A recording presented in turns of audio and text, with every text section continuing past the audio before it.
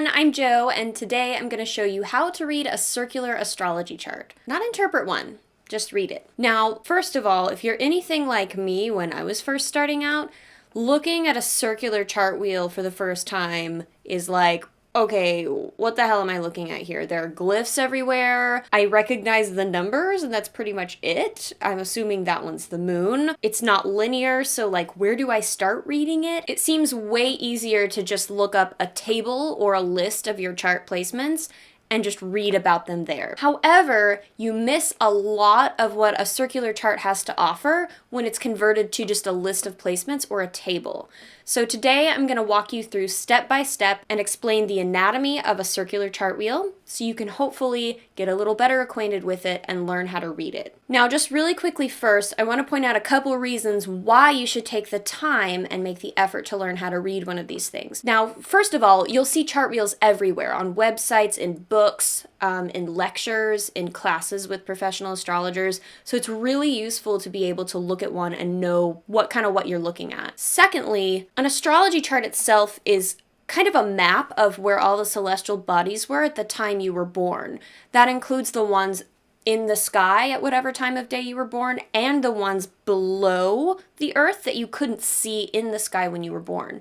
You really lose this astronomical piece of the puzzle when you convert chart placements to a list or table format. Now, for this walkthrough, I'm going to be using the extended chart selection option from Astro.com. This is my favorite one to recommend to people because it shows the degrees by the planet glyphs in the chart wheel, which we'll talk about in a second. Now, I just want to say quickly, I highly recommend you use Astro.com for all your chart calculations. The reason I say this is because Cafe Astrology is kind of notorious for having buggy chart calculation, and they often get the ascendant and moon degree wrong, even if all the data that you input is correct. And it's just not worth it to get an inaccurate chart. When in doubt, use Astro.com, and if you must use a different chart calculator, please at least double check that those placements match the ones that you get out of Astro.com's chart calculator. So without further ado, let's get started and break this down. So as I was saying earlier, you'll notice that this thing is spattered with a bunch of glyphs that you may not recognize,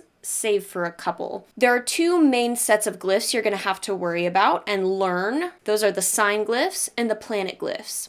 There are also glyphs for each aspect, but you won't always see those within the actual chart wheel. Now, the easiest way to learn these glyphs and get acquainted with them and memorize them is to have a list handy. If you do need a list, I have a link to one in the comments below, but I highly recommend that if you do look at that list, make one yourself by hand. It'll help you remember them better. So one of the most confusing things about a circular astrology chart is that there are two 12-part divisions of this circle or wheel. Now those are the 12 signs and the 12 houses, and they overlap in the chart. So the 12 zodiac signs are demarcated by the glyphs along the outer ring of the circle. Every chart has all 12 zodiac signs, and they always go counterclockwise in zodiacal order. So Aries, Taurus, Gemini, Cancer, Leo, Virgo, etc. Each sign is always exactly 30 degrees wide. The zodiac starts with the sign Aries, but where Aries falls in each individual chart will be different.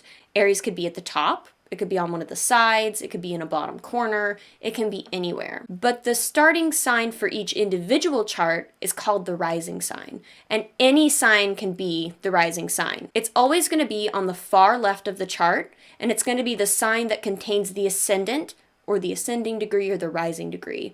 You'll often see this abbreviated as AC or ASC. In our example today, Sagittarius is the rising sign. So after that comes Capricorn, then Aquarius, etc., all the way back around the circle. Next, we have the houses. These are also labeled 1 through 12 counterclockwise, but they always start on the far left of the chart, and they're always in the same places in each chart. So while Aries can be anywhere around the chart wheel, the first house is always right there on the left side, beginning with the ascendant and moving down counterclockwise. The numbers in the center of the chart and the lines radiating out from the center of the chart that make up what kind of look like pie slices demarcate where the houses are. These lines that make up the pie slices are called the house cusps, and you can find which degree each house cusp starts at by either eagle-eyeing the little ticks around the outside of the circle, or do it the easy way, which is what I do, and check out the little table in the bottom right corner.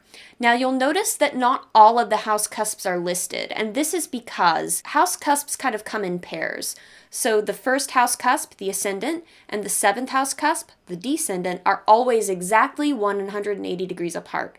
They make up what we often refer to as an axis. So there's the first and seventh house axis, the second and eighth house axis, the third and ninth house axis, all the way around the chart. So if you want to know, say, what the fifth house cusp is, find the 11th house cusp, put the same degree mark in the sign opposite that house cusp, and that's the fifth house cusp. Now, unlike the signs, which are always 30 degrees wide, houses can vary in length. And some charts may have houses that look a lot more unequal. Some may have really skinny houses and really wide ones. And this will vary from chart to chart, and it depends on the latitude for which the chart was cast, aka where in the world you were born.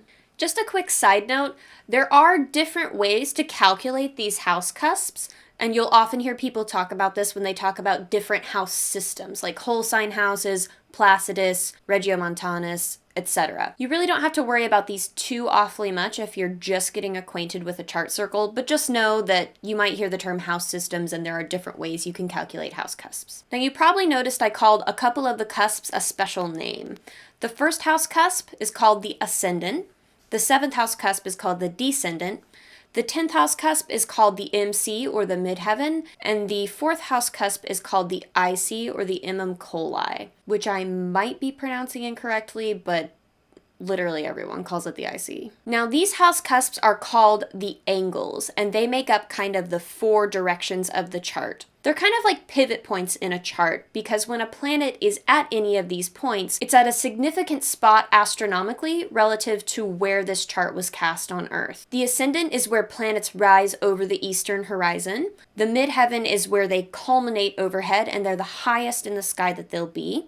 The descendant is where they set below the western horizon, and the IC is directly opposite the MC, the farthest down below us they can be. Like the other house cusps, these are axes. So there's the ascendant-descendant axis, which always goes horizontal from left to right across the chart, and there's the MC-IC axis, which always goes from the top to the bottom of the chart, with a little bit of variance as far as the angle this away. You'll often hear the angles referred to something like this. Like you'll hear someone say, well, that person has mutable angles, so... And what that means is that the angles, the ascendant, descendant, midheaven, and IC, are immutable signs. The glyphs you see in these pie slices are the planet glyphs. Now, not every single thing highlighted in this image is really technically a planet, but I'm just going to refer to them as planets for the sake of simplicity. Now, you'll notice that each planet glyph has a number beside it. These are the degree numbers. The big one is for the actual degrees, and the small superscript number next to it is for minutes of longitude. This number tells you the exact degree position of a planet within the 30-degree span of a zodiac sign. So this way you can say not only that a planet is in Libra,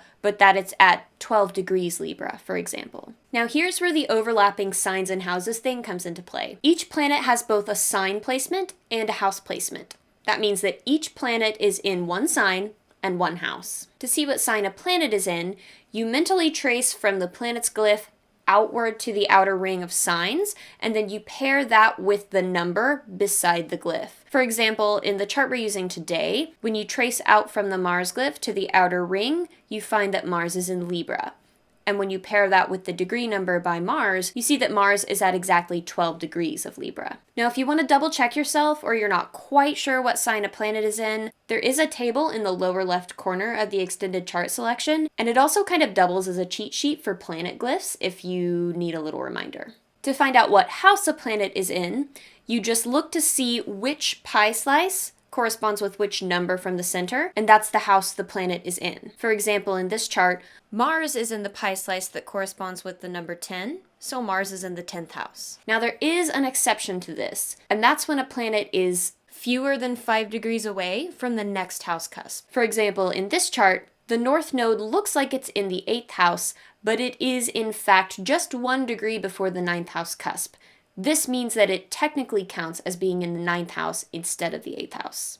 Here's another important thing to remember. Planets can be in the same sign but in a different house, and planets can be in the same house but a different sign. It all depends on where the house cusps fall and how big each house is.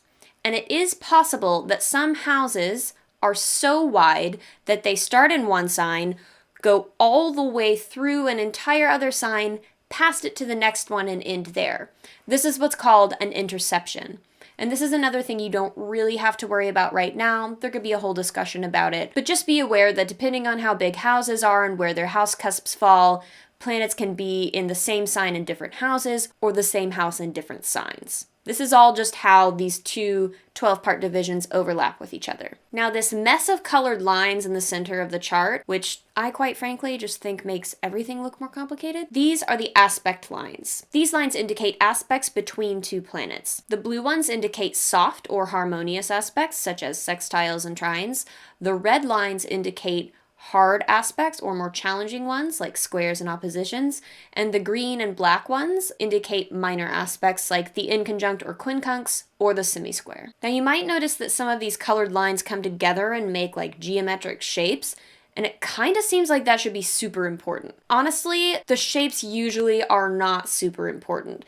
In fact, you don't even really need the aspect lines. They're just kind of there as a helper to show you which planets are connected by aspect. If you want to challenge yourself, you can actually find aspects just by counting signs around the circle. For example, in this chart, let's look at Mercury and Pluto and see if they're in aspect. Don't cheat and look at the lines. You already looked at the lines, didn't you? So we can see that Mercury is in Cancer. So if we count Leo, Virgo, and finally get to Libra, which contains Pluto, we find that they're roughly 3 signs apart. Now there are 30 degrees in each sign, so if you count it that way, that's 30, 60, 90, and 90 degrees is a square aspect. And since both are at 19 degrees of their respective signs, we see that it's an exact square aspect.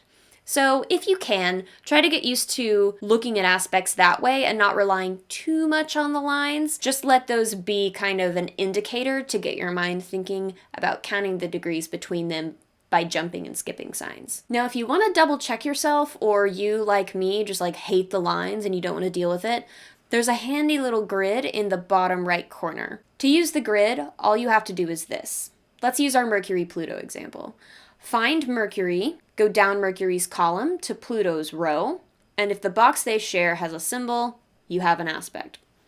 In our case, it has a red square aspect, which is the glyph for a square. Hence, we have double checked and we know for sure that Mercury and Pluto are in a square aspect. So that's everything in the actual chart wheel, but there is one more thing on the astro.com extended chart selection that you might kind of wonder about. This is the element and mode grid. Basically, the purpose of this thing is to see how much of each element or mode a chart has as a whole by counting how many chart points are in each element or mode. So on the left side of the grid, you'll see 4 letters, and they stand for fire, earth, air, and water. And along the top, you'll see the letters that stand for the modes or modalities, which are cardinal, fixed, and mutable. You'll hear people talk about this kind of thing when they say, oh, he has a lot of fire in his chart. In this example, you can see that by seeing that the fire row has the most chart points in it. While this is a fun feature and it can certainly be a little bit useful, it's definitely not as important as the information you get from the wheel itself, but I did want to explain what it was and why it was there. So that is it, guys. That covers the anatomy of a circular chart wheel. In the description below, I'm going to put some helpful links, including a cheat sheet for astrology glyphs if you so desire printing that out, or just looking at it as a reference and drawing your own, as well as some links to articles and where you can find out more about all this stuff. If you have any questions or comments, please feel free to leave them in the comments below, and I'll be sure to get back to you. So thanks for watching, guys, and I'll see you next time.